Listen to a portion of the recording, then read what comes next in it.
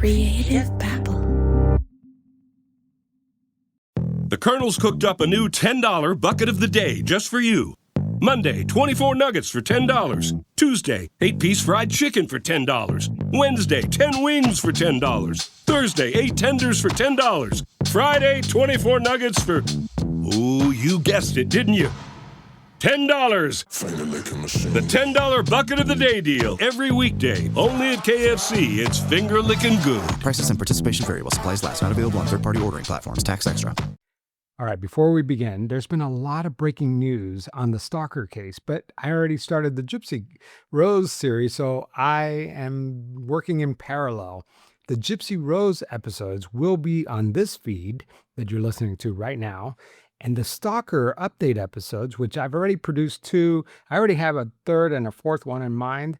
Those are going to be on the Pretend Plus on Apple Podcasts and Patreon feed. I just don't want to mix the 2 series up. There's a lot going on. I've been working my butt off to get you these stories. And if you are a fan of The Stalker, I think you're going to like it. In this bonus episode, you're going to hear more from Shelby Fernandez. Here's a little preview. But yeah, I don't know. I was just thinking about it yesterday and about how sad, how sheltered I am, how sheltered everyone in this house is, besides my parents, you know? Okay, now let's get started with Gypsy Rose.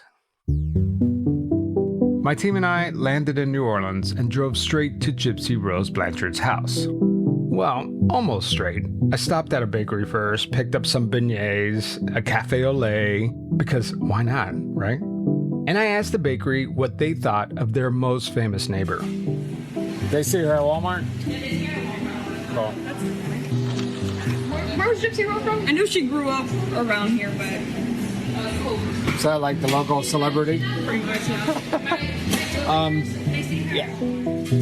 Gypsy Rose Blanchard lives in a small town in Louisiana, less than 10,000 people. The kind of town where everyone knows your business, and apparently everyone runs into Gypsy Rose Blanchard at Walmart. I flew down here to spend the day with Gypsy. I wanted to see her in her element, where she lives, how she acts when the cameras aren't rolling. If this is all an act, surely I will see some cracks. In today's episode, I'm going to sit down with Gypsy and ask her the questions her critics say she refuses to answer. Every single one of them. I interviewed her for almost 3 hours straight, and I'm going to play you every single part of that conversation over the course of this series. But today, we are focusing on some of the biggest inconsistencies that have emerged since we all learned her story. The private videos, the text messages, the public records that the anti-Gypsy community has been picking apart for years. You're listening to the Gypsy Rose Obsession. I'm Javier Leiva, and this is Pretend. Stories about real people pretending to be someone else.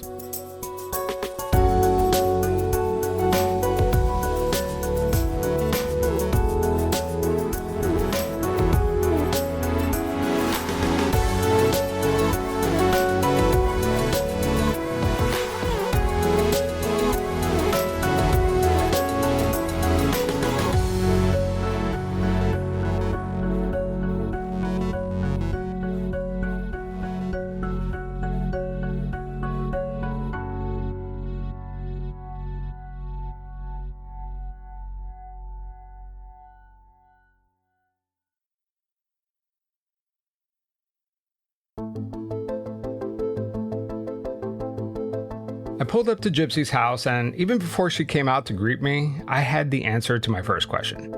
Is Gypsy Rose Blanchard getting rich off of her mother's murder?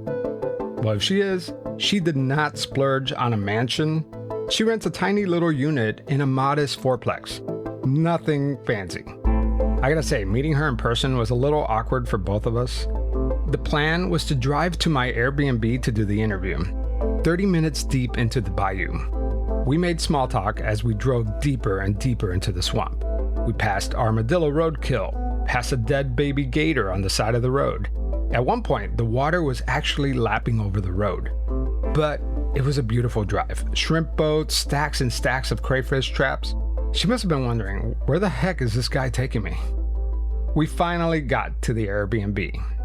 I turned on the camera and started recording because honestly, there was no time to waste. I handed Gypsy my phone and asked her to read the very first line of her memoir, My Time to Stand. Dee Dee Blanchard was 24 years old. She gave life to me. When I was nearly 24 years old, I took life from her. When did that hit you? That connection? That was hard to kind of piece together because for a long time I didn't know my real age. And so when you're looking back and you're writing your own story and you're putting together a memoir, these things kind of hit you as you're just kind of learning about your life. And it's kind of like, wow, my mom was 24 when she had me. And then when I was 24 is when the crime happened. That's just such an important marker in your life, you know?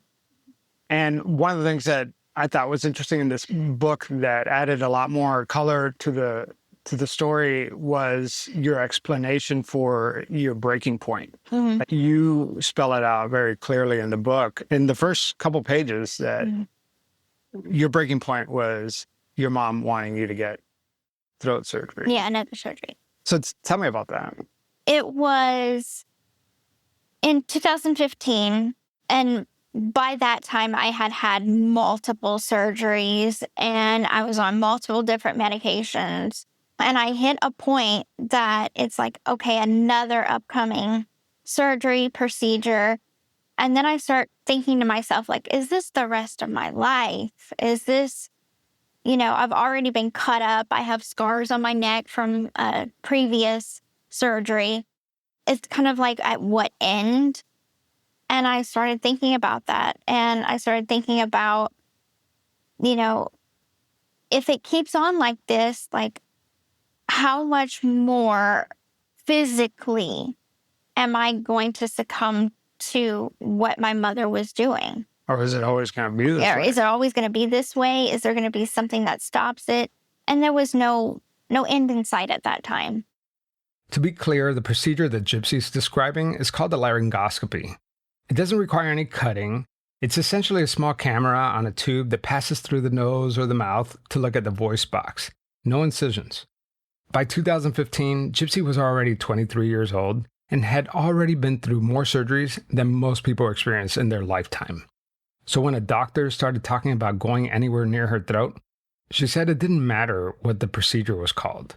For her, that was the final straw. And so there was that part of me that just felt so desperate to just end it.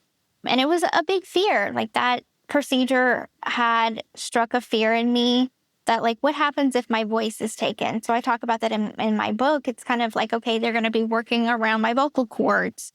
And it's I don't want to lose my voice. Did your mom have a problem with your voice? My voice is, a lot of people make fun of me, but this is my voice. It is a higher pitch. But it was all surrounded around, the swallowing, the breathing, everything kind of was centered around the voice area and so the throat area. But you've been criticized. I mean, people say that this is not, like you said, this is not your real voice. Mm-hmm. They make fun of you. I've seen videos of people making fun of you. I just wonder, how do you feel about your voice? I think I sound like my my great-great-grandmother. I like my voice. It changes based on emotion. So sometimes I'll be like, what you doing? But, I think that's just who I am. Yeah. It's part of who I am. I mean, and that's you can't help. Yeah, that's who I am. Yeah. And on top of that, you do have a little bit of a Southern accent, right? Yeah. A little bit. It comes out more when I'm around my family. Yeah. You see, it just came out, yeah. Now, here's where it gets complicated because the narrative that we were all given was that Dee Dee made Gypsy sick. That Gypsy was the victim of one of the most extreme cases of Munchausen by proxy ever documented. But her critics disagree.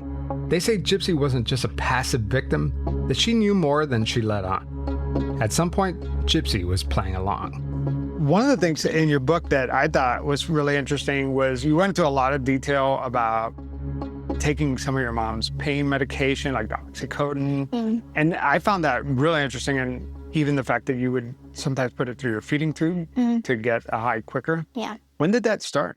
So I want to say it started like right after my teeth started being extracted.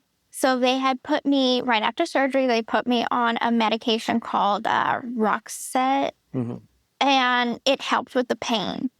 But then after I started to heal, then I think I was already addicted to it, because it's like, okay, now I want that feeling again and again and again. And my mom was on pain medication because we were in a car accident in 2001, and it left her with a bad leg injury. She was prescribed Vicodin, and so I knew that that would give me probably the same feeling. And so I started taking her medication in the placement of that original medication. What age do you think? That was probably 16, 17, 18, 19 throughout those years. And did your mom know? She knew some of it. She would, crush up a Vicodin for me if I would say I'm in pain, or, could I have what we would call a cocktail? And it was a Vicodin and a Xanax together and mix it up and then put it through my feeding tube. So there would be sometimes I would ask her for a cocktail, and then there was other times that I went behind her back and took her medication. So let's get into it. This episode is all about inconsistencies. Gypsy's critics say that she's an unreliable narrator because she can never keep her story straight. Something as simple as "did you go to school?" has spawned so many different answers. Here's a compilation put together by a content creator on TikTok. Growing up, I missed out on all those milestone moments, going to kindergarten, and I attended school for 1 year, kindergarten. And how far did you go in school? About the second grade. Remember going to school? I've never been to school. Never got to go to kindergarten, pre-K? No, sir. 4 different answers to the same question. I would imagine that your childhood could be a blur at moments, right? Could you tell me about the education that you did get? Right. Okay. So by my memory, I didn't attend any kind of formal education. Now, when we were writing my memoir, other family members were interviewed, and their accounts of what happened were taken into account. So per one of my aunts' account is that I did go to kindergarten, but then no formal education after kindergarten. So, yeah. So there has been some discrepancies about how far into the school system. Exactly. And it's just my memory versus the memory. Do you have any memory of the actual? I don't have any memory of going anywhere that was a school type of thing. She changes her story every other time she talks. That's Alora Flowers, co-host of Into the Weeds, a podcast that she runs with her mother, Amber Dietz. Their work on the Gypsy Rose case is what put them on the map. And these ladies have done their homework. When the HBO documentary came out, Gypsy's story felt settled. She was a victim of medical child abuse, and as a result, she had her abuser killed. That was the story, and for a while, most of us didn't even question it. What nobody anticipated was that after Gypsy walked out of prison and back into the spotlight, a mountain of private videos, text messages, and public record would resurface and put her entire life story into question. People have called some of these FOIA videos the Gypstein Files, and it's kind of become a meme online. The Gypstein Files have taken over social media, and a question I kept asking myself is why are there hundreds of videos that are just getting leaked now post Gypsy getting out of prison where she's legitimately in drag? What are these? When we come back from the break, we are going to dive into the Gypstein Files. Can you believe it? Summer's almost over, and now we have to get ready for fall. And August is the best time to start planning your new wardrobe. You guys already know I'm a big fan of Quince. I just love Quince because it's really made out of great material. It looks like it's going to last forever, and it's a clothes that I wear almost every single day. They have ultra soft organic cotton tees, premium Mongolian cashmere sweaters. So take a look at your closet. If things are starting to look a little worn out, Quince is a great place to make an upgrade. They have premium denim, chinos, from just $60. Everything I've received so far fits perfectly, it looks good, and the best part is that Quince is priced 50 to 80% less than similar brands. They're good guys too. They work with ethical factories, they cut out the middleman. I know that my best find at Quince was their ProTech golf pants. I wear those things everywhere. I could wear them with a nice shirt, but I could also wear it with a t-shirt. So upgrade your everyday. Go to quince.com/pretendpod for free shipping on your order and 365-day returns. Now available in Canada and the UK too. That's QUINCE.com/pretendpod for free shipping and 365-day returns. Quince.com/pretendpod. Hey, it's Ryan Reynolds here from Mint Mobile. Now, I was looking for fun ways to tell you that Mint's offer of unlimited premium wireless for $15 a month is back. So I thought it would be fun if we made $15 bills. But it turns out that's very illegal. So there goes my big idea for the commercial. Give it a try at mintmobile.com/switch. Upfront payment of $45 for 3 months, $90 for 6 months, or $180 for 12-month plan required. $15 per month equivalent. Taxes and fees extra. Initial plan term only. Greater than 50 gigabytes may slow when network is busy. See terms. The Gypstein Files. So what exactly is in them? When Dee Dee Blanchard was murdered in June 2015, law enforcement opened a criminal investigation. And that investigation generated a paper trail. And because a crime was committed, a lot of that material became part of public record. The Gypsyverse calls these the FOIA files. And you'll hear us use that term throughout the series. Technically, they're Missouri public records obtained through state records requests, but FOIA stuck, so we're going to go with it. The Into the Weeds podcast submitted a series of public records requests.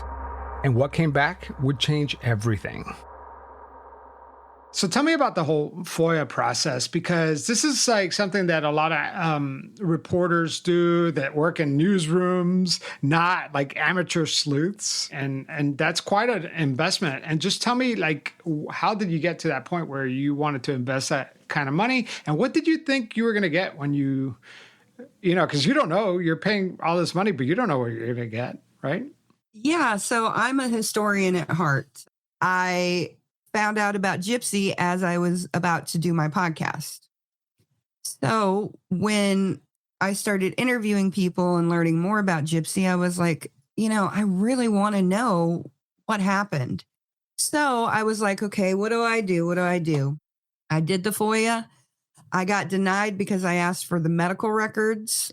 So I did another FOIA request and I got approved for that request.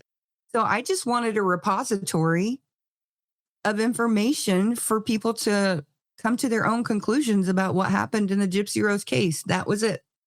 I had no further intentions other than to make this little project for myself. When the files finally arrived, Amber and Alora had more than a dozen private video exchanges between Gypsy and Nick during their relationship. Surveillance footage showing Gypsy walking completely unassisted. Full, unedited police interrogation videos. Let's just put it this way. If Gypsy's case ever went to a full trial, this evidence could have seriously damaged her defense. It took like a year and a half at least for us to get everything in. They even got their hands on Gypsy's prison emails. There's thousands. She has a whole stack. I got 4 of these bad boys. Show the side of it so you can see how big it is. Yeah. Oh my God. And those are small prints. Small, teeny, tiny and prints. You have 4 of those? Yes, you see how small that is? Wow. That's all of her emails, and there's 4 of these that are that big. These files were groundbreaking because for the first time, we had videos that directly contradicted what many of us believed about this case. Have you ever seen the video and she's in a pink dress and she's showing Nick that she can walk first time? Let's play a clip. I wanted to show you something special, something that I haven't showed you before, mainly because I was scared to and I didn't really know why. how to. I want to show you. Gypsy takes a step back and twirls. But she says to Nick that she had been lying to her mother since she was about 7 years old. It's not just you that I'm keeping it a secret from. It's sort of like everybody who knows me. I don't even know how I got started. She said that she had an operation, had a seizure on the table, and she was paralyzed. But what they didn't know is that it was temporary paralysis and not permanent. And by the time I started to get my feeling back in my legs, and I hadn't tried to walk then, but I was too young and I just kept to myself. And throughout the years, I tried to tell my mom a few times, and I guess I was just afraid of her not loving me as much as she does if I couldn't walk. You know, I didn't want to make her sad or lose any love from her. I guess that's the reason why I kept it a secret from her. And so I just kept it to myself for a long time until 2011. Now, here's what her actual medical records say. During a neurological exam in 2009, Dr. Lepichon documented zero strength in her lower extremities and noted that her legs were weak and floppy. But during that same exam, while Gypsy said that she had no sensation below the waist, the doctor noted that she flinched when touched lightly on her legs. And from the age of 7 until 2011, she was telling Nick that she was lying to her mom and that she was afraid that her mom would love her less if she was able to walk. Mom's kind of in denial in a way. I don't really know, because I guess it would be too hard to explain to all our friends and everything. And one thing I never want to go is like a liar. And believe me, I would like for people to know the truth, but being as it is, I would lose a lot of friends, I think. The harder question is, what Dee Dee knew and when? There are really only two possibilities. Either Dee Dee genuinely believed Gypsy was paralyzed and had no idea that her daughter could walk, or Dee Dee knew and used it and played along. Well, first of all, it's kind of a hoarder situation. So it would have been kind of hard to get a wheelchair around there. Not saying it's impossible, but it's a little hard. Especially in her room, it's a total mess. I don't know how she could have gotten onto her bed without some kind of help. It just doesn't look like a wheelchair's been around in there for quite some time. Alora is referring to the crime scene photos that were part of the public records release. And she's right. That house was not very wheelchair accessible. So she said that her mom eventually caught her walking or something like that. And she had to come clean. Sorry, it's been a minute. But she's like, I had to come clean. And she finally found out that I can walk. But I lied to my mom for years and years and years. And she didn't know that I could walk the whole time. Here's what we know from the people around her. Her uncle, Claude Petrie Jr., says that everyone in the family knew that Gypsy could walk. That he personally saw her running, jumping, playing on the trampoline when her mother wasn't looking. Another uncle, Evans Petrie, says that Gypsy could walk before she and Dee Dee ever left Louisiana. And that Dee Dee forced her into a wheelchair to scam the system. And here's what makes all that even more significant. I have Gypsy's medical imaging results from that same period. MRIs of her thoracic, lumbar, and cervical spine from 2000 to 2001, and every single one came back normal. No abnormalities, no evidence of anything that would even explain paralysis. So I asked Gypsy to settle this mystery once and for all. I was curious about your not being able to walk at home. So the only time that I would walk inside the home is when my mom wasn't there. How about getting into bed? Getting into bed, I would get into bed from chair to bed. Like she would get you, she'll have to carry you? No, she didn't have to carry me. I could move myself. It was, anytime that I shown any kind of, hey, I don't need the chair, I'm not as sick as what you're saying, she would get very upset. Mm-hmm. And then we would argue for days. And then this is where kind of the manipulation came in, is where she would like take her love away. We had animals, we had cats. And so she would like favor the cat over me and then just speak to me in such a mean way and then be overly affectionate to the cat. So I felt like she was taking her love away from me anytime that I would show independence or any kind of voice to say, hey, this is not right. So it was like she was conditioning you. Gypsy told me in our interview that Dee Dee always knew she could walk and manipulated her into keeping it a secret. But that's not what she told Nick in that video. So after our interview, I emailed Gypsy asking her to clarify. She says that the video has been widely misunderstood, that she wasn't confessing to hiding anything from her mother. She was just trying to explain to Nick that every time she tried to acknowledge that she could walk, Dee Dee would get angry and punish her. So she stopped trying. She says she gave Dee Dee what she wanted to avoid conflict. She calls it coercive control. Going along with Dee Dee's version of reality, not because she was complicit, but because it was the only way to survive the day.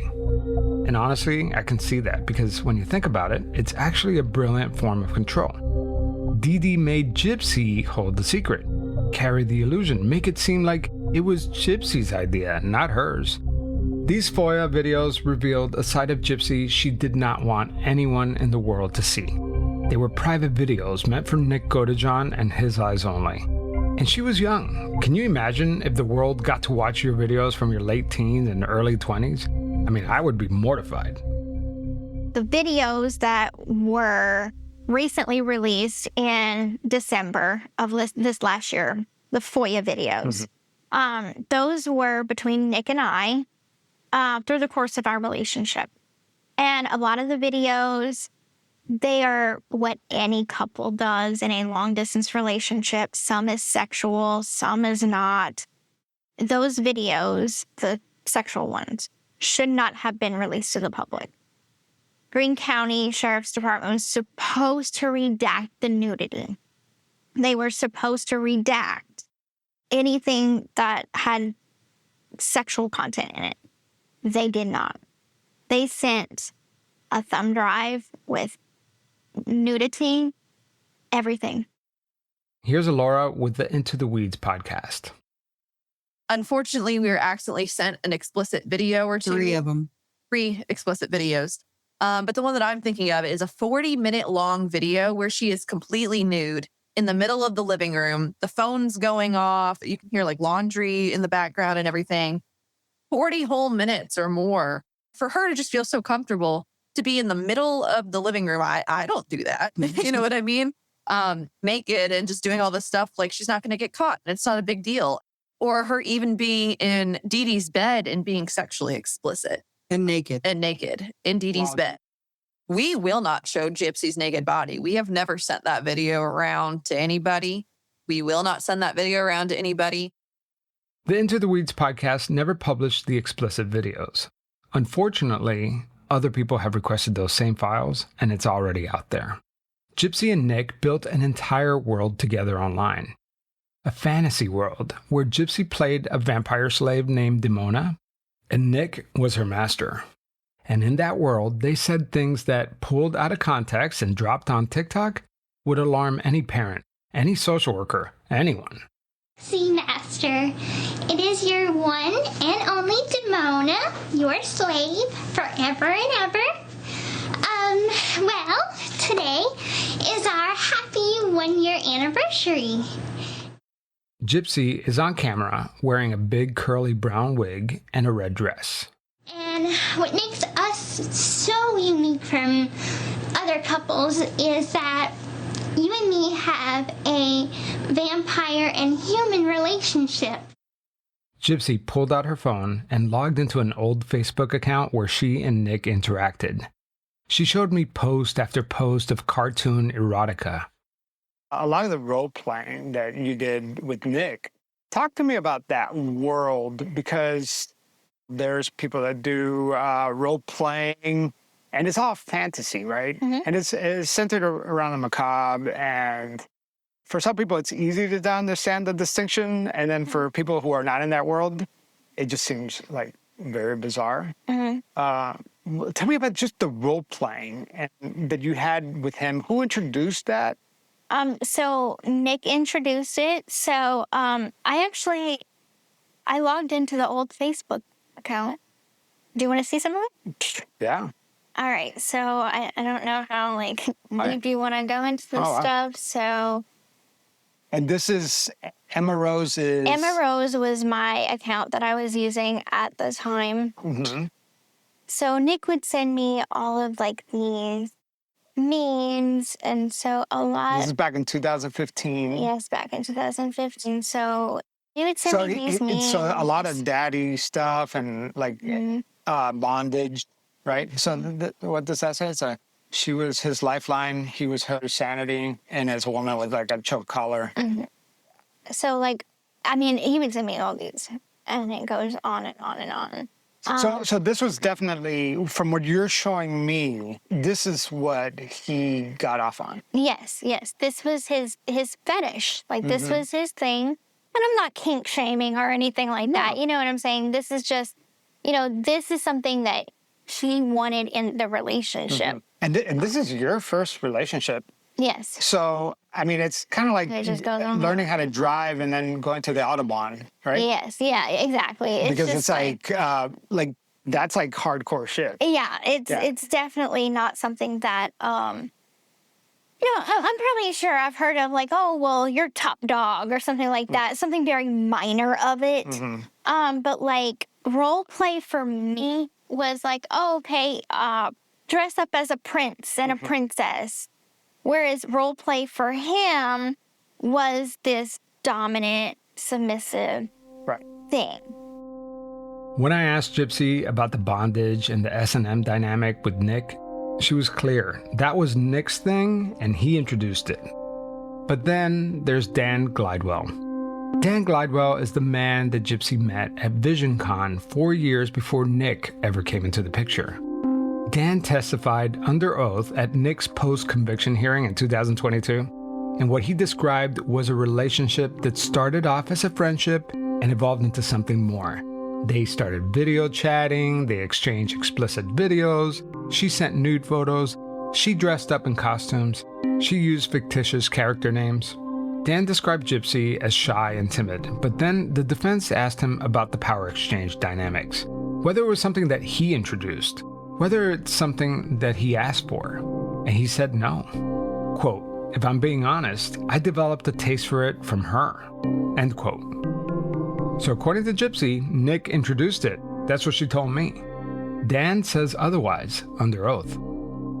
But you gave into that in the relationship, right? And you had different personas that you played, according to your book, right? Because I know about Demona, or Demona, how do you say Demona. it? Demona. Yeah. But then there were other ones, right? Yeah, there was a Kitty and Candy and stuff like this. And it became where, he had multiple personalities. So it's I made some up too to match them. I was matchmaking with these alternate personalities. So yeah. And I guess you know where this is going, right? This is going to the Demona video part of it. Yeah. I know that we want hopefully lots of children. If we have a boy first, we're gonna protect him and protect our children from the outside world because they can't know about us. They can't know about you being a vampire. But we're gonna protect them and keep them educated on what not to say in front of people and make sure that they understand the severity of keeping this secret. I'm going to pause here. Protect our children from the outside world? It's interesting, right? The parallels to the dynamic between Gypsy and her mom, Dee Dee. Gypsy says that Dee Dee kept their secret about Gypsy's real health from the outside world too. But that's not the part that I want you to hear. Let's play the tape. And if we have a girl, the way it has to be is if we have a girl, she has to lose her virginity to you because you are the master of the household. So I'm going to have to explain that to her whenever she comes of age where it's time to explain it. Other than that, like when she's 7, I won't explain that, but around 13, I'll explain. In the video, you do offer this imaginary child that you have together, like on her 13th birthday or something like that. And you offer it up to him, right? Help people understand that are not in that world. What was reality versus what was fantasy? How do you explain that? Okay, well, Nick had instructed me to make certain videos. Certain videos were replying to certain versions of his personalities. These videos were a product of scripts that he would give me. Say this, wear this. I'm about to play you one of the many videos that Nick sent Gypsy. In this video, it does seem like he's instructing her to include certain elements in her videos back to him. Hi, Gypsy and Demona. I forgot to add one thing to that video, and I'm going to make this a separate video, but it's still about the other one that you both are to make. Gypsy, you do have something expected to wear. So do you, Demona. You wonder what it is, don't you? Nick's videos are bizarre and not easy to understand, but pay attention to how he's talking. It sounds like he's giving her specific instructions. And I did give Gypsy a lot to remember. Then I gave Demona, I suppose, a good amount to remember too. So you have a lot to remember. If you have to listen to it in your earpieces, while you have it plugged into your laptop, and you write down each topic, just remember them all. Just so you make sure you please me. Then make sure you do that. I'm serious. You want me to be pleased. You want him to be reassured. The same thing with you, Demona. You want to write down the topics I mentioned for you. You do the same. The only reason you might have to do 4 times is because I am known to be the most sexual one out of us all. And I'm not ever going to make excuses. Those videos were disgusting, and I regret them. They are deeply disturbing. I now have a daughter, and if anything like that was to happen, I would go back to prison. I would go back to prison if anybody even thought about my daughter like that. It is disgusting. And to this day, that gets thrown in my face. And I'm like, you have to understand, where's Nick's responsibility in all of this? Like, he's the one that asked me to make it. Yes, I didn't have to make it. I didn't. Those things should have never came out of my mouth. I know that, and I regret that, and that would never realistically happen. I'm appalled and disgusted, and all I can do is apologize and say, that's not who I am. Now, before you start spiraling, here's how I think about this. Gypsy grew up completely isolated. She had no friends, she didn't go to school, she had no normal frame of reference for what relationships are supposed to look like. Whatever she knew about sex and intimacy, she probably learned it from the internet. And we all know what the internet teaches kids about sex. Girls being choked, pain, dressed up as passion. I mean, contemporary porn looks like torture videos these days. In my view, that's what she had to work with. She also knew that she needed help to get out. She needed someone willing to come get her. And she knew what men wanted: dark, intense, violent sex. So the question isn't whether Gypsy introduced that dynamic to Dan and later to Nick because she liked it or because that was her kink.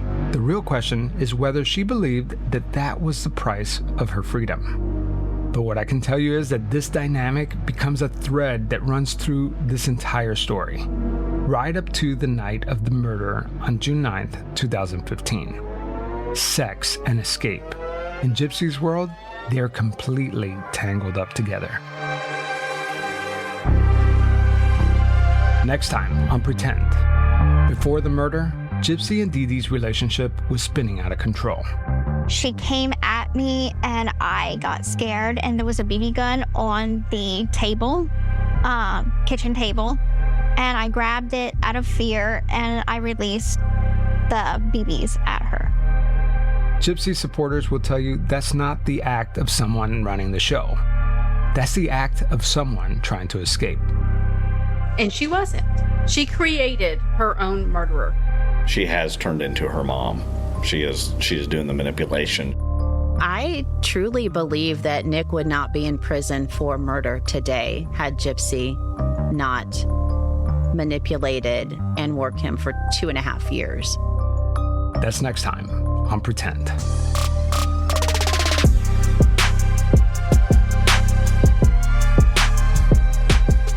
So, at the end of part 1, you heard me talking about newly released prison phone calls made during Gypsy's 8-year prison sentence. There's a lot coming out fast, and it's honestly hard to keep up with, but here's one little nugget I thought was relevant to this episode. In this clip, Gypsy is talking to a man about breaking up with Nick after the Demona video. One was right after he told me that he wanted to have our daughter when she was like 13. He went on about this virginity type ceremony shit. And he was like, if we have a daughter, then at 13 she has to give me her virginity, and I fucking cussed him out and broke up with him. He was very fucked up. So, I mean, whenever I try to be normal, I'd break up with him because I knew it was unhealthy. All right, so that was part 2 of the Gypsy Rose obsession. If you want to listen to more episodes, part 3 is available right now, and as soon as part 4 and part 5 are available, they will be dropping on Patreon and Pretend Plus on Apple Podcast. We still have a lot more coming. I've spoken to a lot of people for this series, mostly on the anti-Gypsy side, and I'm really curious what you guys think. I will be releasing bonus content and lightly edited full-length interviews because honestly, I interviewed so many people and there is no way that I'm going to be able to get all of that information into these episodes. But if you're curious and you want to learn more, these bonus interviews are going to be available on Pretend Plus on Apple Podcasts and on Patreon. Also, I don't know if you guys have looked at the comments on Spotify, TikTok, Instagram, and YouTube, but they are wild. The comments are like a whole different show on its own. I knew that this series was going to get people talking, but I had no idea how intense it was going to be. All right, that's all I have for today. Thank you for listening. Let's roll the credits. Hi, I'm Rebecca, a Pretend Patreon supporter. Today's episode was written and produced by Javier Leyva. It was edited by Puneeth Shenoy with the podcast Pundits, and theme music by Joe Basile with thechicken.net. If you're a Patreon supporter and you want to read the credits for the episodes, shoot me a message. All right, that's all I got. Talk to you next week. Hi, Ryan Reynolds here for Mint Mobile. Are you looking for a beach read this summer? May I suggest your big wireless bill? It's got suspense, mystery, a slightly flat emotional arc, and a shocking twist where you realize you've been overpaying the entire time. Fortunately, though, Mint's story is better. Every plan, $15 a month, even unlimited. That's it. Happy ending. Zero tears. Give it a try at mintmobile.com/switch. Upfront payment of $45 for 3 months, $90 for 6 months, or $180 for 12-month plan required. $15 per month equivalent. Taxes and fees extra. Initial plan term only. Greater than 50 gigabytes may slow when network is busy. See terms. Creative Power.